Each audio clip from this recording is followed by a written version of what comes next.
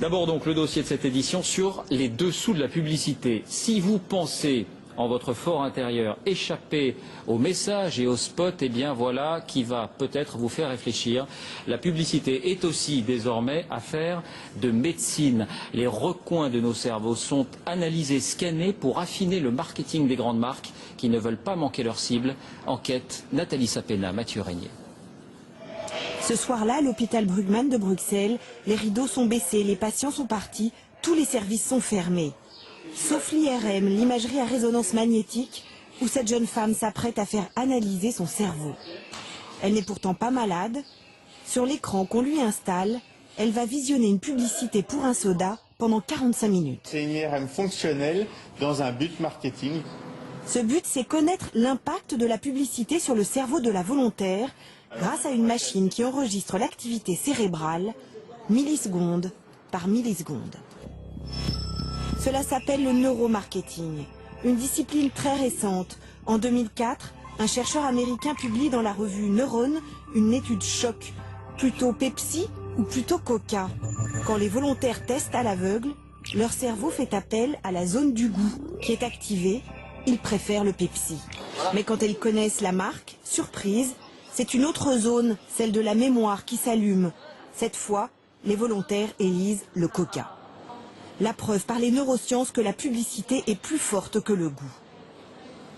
7 ans après cette étude, plusieurs dizaines de sociétés de conseil ont fait du neuromarketing leur fonds de commerce, comme Brain Impact à Bruxelles, qui va aujourd'hui décrypter les réactions cérébrales de la volontaire générées par la publicité pour le soda.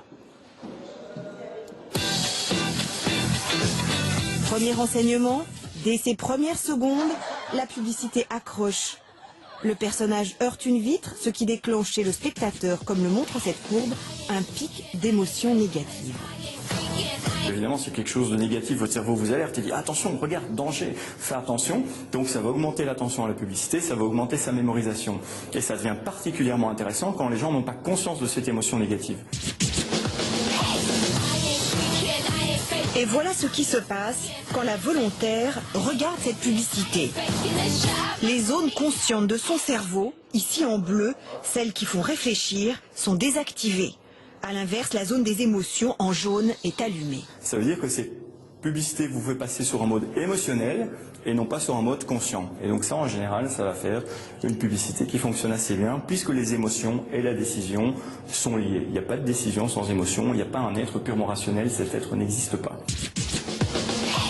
C'est bien pour cela qu'on observe chez les consommateurs des comportements parfois déroutants.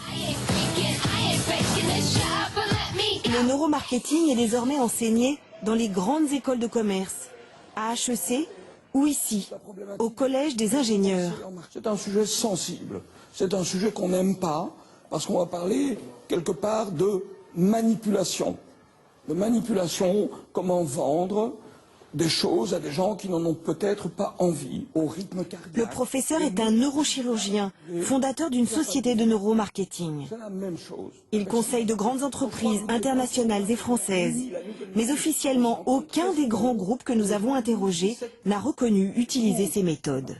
Je pense qu'ils ont un petit peu honte d'utiliser ces techniques, mais ils les utilisent pratiquement tous parce qu'effectivement elles sont efficaces. Grâce aux neurosciences, le marketing est désormais capable de valider ce qui auparavant relevait de l'intuition. Son champ d'action est large.